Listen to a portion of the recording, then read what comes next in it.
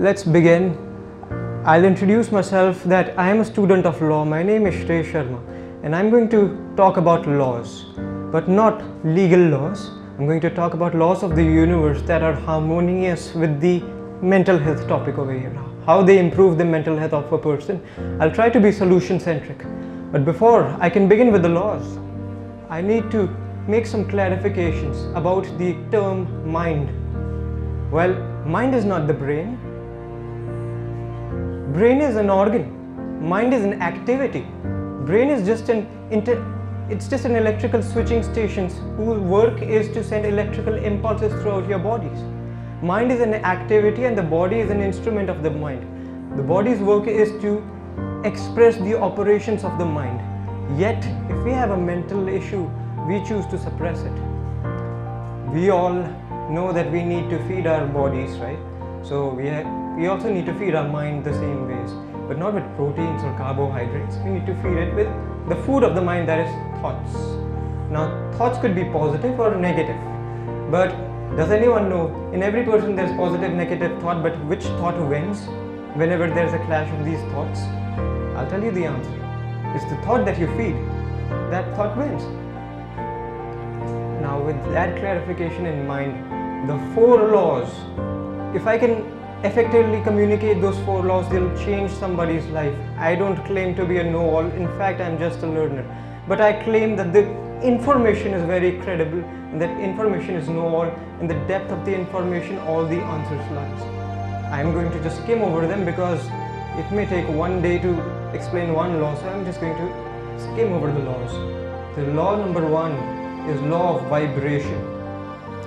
We need to realize that when we think thoughts, consciously when we entertain thoughts in our mind, those thoughts which we again and again repeatedly think emotionally, they permeate into the subconscious mind. The subconscious mind is 95% of the mind and controls our behavior. That subconscious mind produces vibes. Vibes are the vibrations which are outside of you, and those vibrations are responsible for the way that you feel. So if you're feeling really good, that means you're in a very high vibration, and vice versa. The law number 2 is the law of attraction. If you ever seen the movie Secret, that is the best self-help movie that you can ever encounter, and everything in that movie is nothing but the whole truth. Law of attraction states that you can manifest anything that you want. You are here to live a phenomenal life. You are the master of your mind, and the mind is your servant. The mental faculties that men have, women have, aren't there with any other living being. The mental faculties are will, perception, intuition, imagination, and memory. I'll tell you how the law of attraction works. For it to work, you need to do 3 simple steps. Number 1, go to a dark room and relax. Relax as much as you can. You don't need to have any mental coercion, just relaxation. However you can relax yourself, you need to enjoy this relaxation session. Alright? And once the mind is still, once the water is still and you can see your face inside the water, when there is no conscious and subconscious coercion, when your conscious mind is totally at ease, then is the time to move on to step 2. Step 2 is visualize. Now, thinking has a language. Hindi, English, Punjabi, Harani is not its language. The language of the subconscious mind is pictorial, images. Now, step 2 is to visualize the images that you want to manifest in your life. You have to visualize this in a fun way. You have to visualize this as it is already there, because it's in a vibrational frequency. It is already there. It's not physical manifested yet, but nothing is created or destroyed.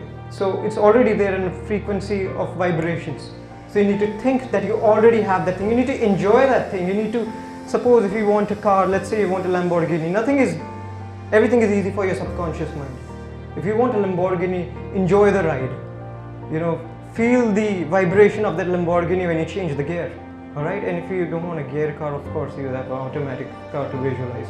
And might as well you visualize your private hangar where you have a private jet. I'm telling you, nothing is difficult, everything is easy. You don't need to have a limit on you.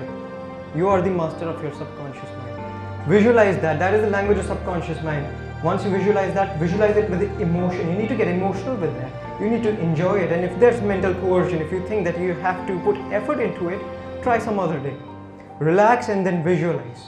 Now the final and the third step of law of attraction is to repeat. Now I'll tell you what, in case of repetition, it generally takes 21 days. Well, every idea has its own gestation and incubation period, but I'm giving you an definite period of time so that you have something in mind, so that you're patient.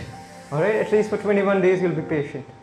And very soon, I guarantee you, your subconscious mind will move heaven and earth to bring that thing to life. So it better be something really good. It better be something for not the good of you, but the good of other people also. Alright? Subconscious mind's tendency is life good. You have to be harmonious, you have to be grateful, you have to be kind. The third law is the law of self-image. The law of self-image is the most important law when it comes to mental health. It says there are two images of a person. The first image is the one he sees in the mirror, and the other image is the one he sees when his eyes are closed in his mind. It further says the mirror image, the one he sees in the mirror, does not matter at all. It does not matter. The only image that matters is the image that he sees in his mind. That is the self-image. Now you should have a good self-image of yourself, because self-image is a cybernetic instrument. I'll tell you what a cybernetic instrument is. That means that if you have a deviation from that ideal image, your self-image is a cybernetic instrument. It will take the deviations and it will bring it back to the ideal image as many times as it needs to until you reach the destination. Do that for as much time. Keep the faith, keep that for the gestation period of that idea. Keep that image. Don't get bothered by the mirror. It does not matter. It has absolutely no power. Keep that self-image in your mind, and very soon when you look at the mirror, you'll see your mind's image and the mirror image is the same.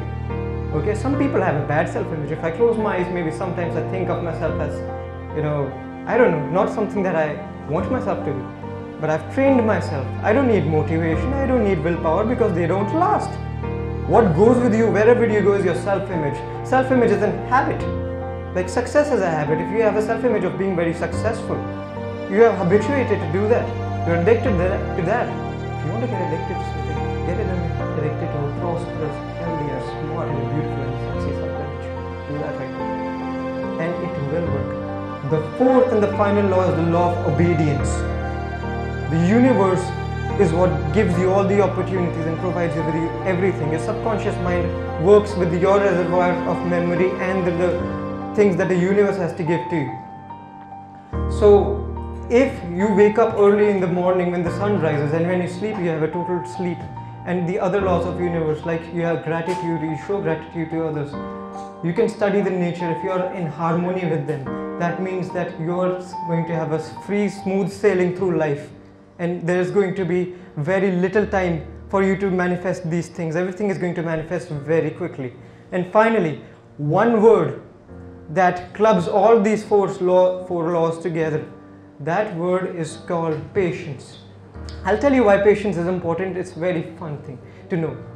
You see, somebody told me that in the place of world where I live, if you grow a carrot, it will take you approximately 70 days for that carrot to grow and manifest. Similarly, a seed of the baby takes approximately 280 days for the baby to manifest. And throughout that time, we usually are patient, because we know every idea has a gestation period, and after 280 days or after 70 days, we are going to manifest what we want, and therefore we are patient.